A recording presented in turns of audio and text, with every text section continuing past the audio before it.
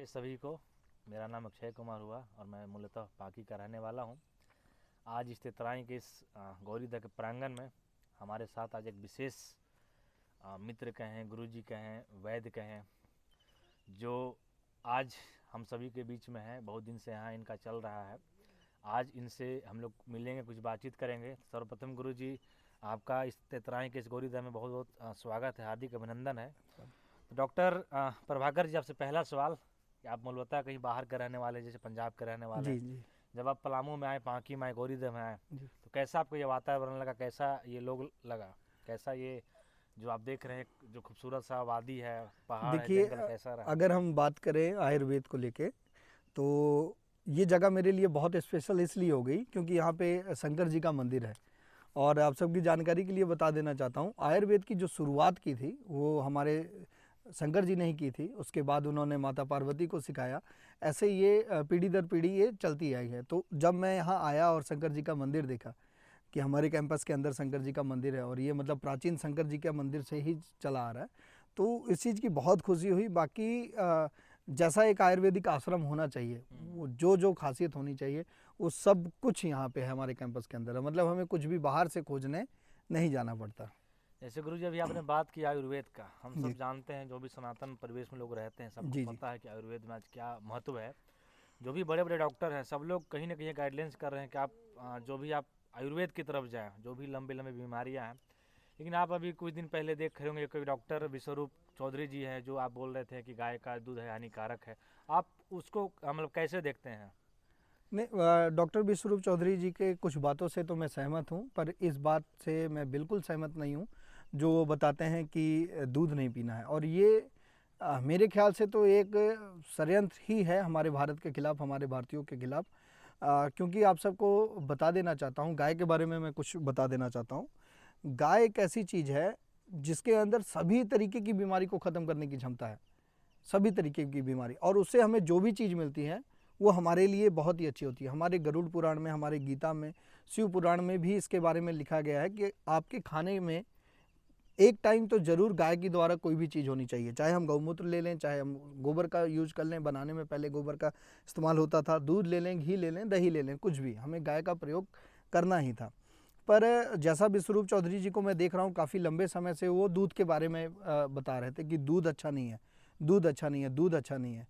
अभी कुछ समय पहले मैंने उनकी एक वीडियो देखी जिसमें उन्होंने खुल के बोला कि देसी गाय का दूध भी हमारे शरीर के लिए लाभदायक नहीं है और शुगर की मात्रा बढ़ जाती है। तो आज आप सब जानते हो कि देसी गाय की संख्या घटती चली गई हमारे भारत में। आज से 20-40 साल पहले किसको शुगर थी हमारे इंडिया में? और किसी को पता ही नहीं थी कि इस नाम की कोई बीमारी भी है, जब लोग रेगुलर बेस पे दूध का इस्तेमाल किया करते थे। और आजकल लोग दूध का इस्तेमाल कम कर दिए हैं, तो ये सारी प्रॉब्लम आ रही है। हमने पढ़ा है प्रभु जी, ग्रंथों में लिखा है किसी भी बीमारी का आने का कारण है कमजोरी। वो कमजोरी चाहे शारीरिक तौर पे हो, चाहे मानसिक तौर पे हो। तो अगर आप दूध नहीं पियोगे, कैल्शियम बॉडी में नहीं जाएगा, विटामिन डी बॉडी में नहीं होगा, तो ये प्रॉब्लम आनी ही आनी है। और ये मैं देखता हूँ एक षड्यंत्र के तौर पे बहुत बड़े बड़े डॉक्टर, बहुत बड़े बड़े ब्रांड आके उतर रहे हैं, वो सीधा दूध पे अटैक कर रहे हैं। दूध पे अटैक का मतलब आप सब समझ रहे हैं प्रभु जी, दूध ही नहीं मना किया जा रहा है, वो जानवर को पालने के लिए मना किया जा रहा है। क्योंकि अगर आप दूध नहीं लोगे जानवर से, तो आप लोगे क्या? आपके पास दूसरा ऑप्शन नहीं है। मैं मानता हूं, आप एक बार कह सकते हैं कि दूध आपके लिए लाभदायक नहीं है, तो क्या गोबर की खाद भी लाभदायक नहीं है? इस चीज़ पे विश्वरूप चौधरी जी बात करना चाहेंगे। क्योंकि अगर आप दूध नहीं लोगे जानवर से, तो आप जानवर ही नहीं रखोगे, और जानवर नहीं रखोगे तो उसका गोबर होगा नहीं और वो खेतों में जाएगा नहीं, तो हमें सहारा किसका लेना पड़ेगा? खाद का। और वो आपने देखा होगा, उन्होंने वीआईपी डाइट के बारे में बात करते हैं, जिसमें कहते हैं कि फलों का इस्तेमाल करो और आप ठीक हो जाओगे। खाने से ज़्यादा वो फलों पे फोकस करते हैं, पर उन्होंने 1% भी इस बात पे बात नहीं किया कि फलों में कितना ज़्यादा केमिकल आ रहा है। मार्केट में जितने फल आ रहे हैं, क्या वो केमिकल फ्री हैं? तो शायद वो इस चीज़ पे ध्यान ही नहीं दे रहे हैं। तो वो फल तो जा रहा है, वो अपना काम करेगा, बट उसके साथ जो केमिकल जा रहे हैं वो भी हमको नुकसान करेंगे। आप उनकी वीडियो देखोगे ना, तो उसके नीचे 50 कमेंट ऐसे आए होंगे कि मैं 1 साल से ले रहा हूँ, 1.5 साल से ले रहा हूँ वीआईपी डाइट, बट मुझे फ़र्क नहीं पड़ा। उसका रीज़न ये है कि फल तो अपना काम करते ही करते हैं जिस लेवल पे करना है, पर केमिकल उससे हाई लेवल पे काम करते हैं। तो मेरा ये कहना है कि आप सब दूध का इस्तेमाल कीजिए, देसी गाय का कभी ना छोड़िए। देसी गाय के महिमा के बारे में अगर हम कभी बात करेंगे, उसके एक एक चीज़ के बारे में बात करेंगे तो वो हमारी साइंस उससे बहुत परे है, उस चीज़ को नहीं पा सकती। सीधा एक अंतिम सवाल डॉक्टर प्रभाकर जी, जी आपने चर्चा की गाय की, जी ठीक है, ऐसा माना गया है, जो पुराने ऋषि मुनि हुआ करते थे, कहा जाता है कि गाय में 32 करोड़ देवी देवी देवता का देवताओं वास का होता वास है। है। जी, सीधा प्रश्न, गाय या गौ माता? गौ माता। आपकी नज़र में क्या? गौ माता। गौ माता। हाँ। क्योंकि ऐसा बहुत लोगों को अब देखा गया, माना गया कि इसको एक पॉलिटिकल टर्म भी बना दिया गया। आप दूसरे जगहों पे बात करें तो आप इसको गाय, आप जो बोल रहे हैं गौ माता, आप इनको मतलब कैसा देखते हैं? प्रभु जी, हम बात करें गौ माता ही हैं वो। गाय अगर हम एक जानवर के रूप में, पशुपालन के रूप में देखते हैं तो हम गाय कह सकते हैं उसको, पर वो माता के रूप में ही, क्योंकि जो हमको दूध पिला रही है वो हमारे माता के ही रूप में है, क्योंकि जिनका हम पहला दूध पीते हैं वो हमारी माता होती है। तो कई आज तो मदर फीडिंग हो ही नहीं पा रही है, माताओं के दूध ही नहीं बन रहा है, तो गाय के दूध पे ही टिके हैं, तो हम तो उनको गौ माता ही कहेंगे। और गोवर जो आजकल कहते हैं, वो जो गोबर था वो गौवर था, कि गाय के द्वारा जो वर प्रदान किया जाता था वो गौवर था, उसको बदलते बदलते गोबर कह दिया गया। तो ये सारी चीज़ें हैं। और गौ का नाम गौ क्यों पड़ा? क्योंकि सूरज से कुछ किरणें आती हैं जो इंसान ऑब्जर्व नहीं कर पाता, उसे सिर्फ और सिर्फ देसी गाय ही ऑब्जर्व कर पाती है। और वो जिससे ऑब्जर्व करती है वो एक तरीके की हड्डी होती है, उस हड्डी का नाम गौ है, और गौ किरण को ऑब्जर्व करती है, जिसके कारण उसका नाम गौ पड़ा था। साथियों, अभी हम लोग बात करते डॉक्टर प्रभाकर जी से, जो हमने खुल के बात की है गौ माता को लेकर, गाय को लेकर।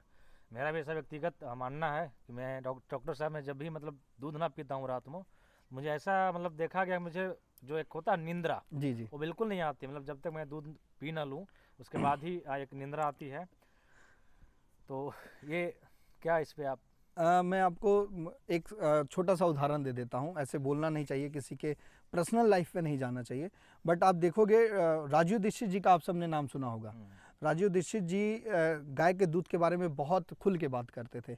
और एक, अगर आप अभी जो डॉक्टरों की बात कर रहे हो, डॉक्टर विश्वरूप चौधरी हैं, एक दो और डॉक्टर हैं। एक डॉक्टर हैं जिन्होंने साइलेंट किलर लिखा है, मिल्क को साइलेंट किलर बताया है उनका। आप इन सब का फेस देखिए और डॉक्टर राजीव दीक्षित का फेस देखिए, ज़मीन आसमान का फ़र्क है। उनके चेहरे के तेज से पता लग जाएगा कि दूध पीना चाहिए या नहीं पीना चाहिए। आप दोनों का फेस मिला लीजिए, जिसका आपको अच्छा लगे आप उसकी बात मान लीजिए। हमारे साथ भी डॉक्टर प्रभाकर जी जुड़े हुए, तो हमने खुलकर बात की गौ माता को लेकर, दूध को लेकर, आयुर्वेद को लेकर। तो आप सभी का पुनः इस इंटरव्यू में आप सभी लोगों का हार्दिक स्वागत है।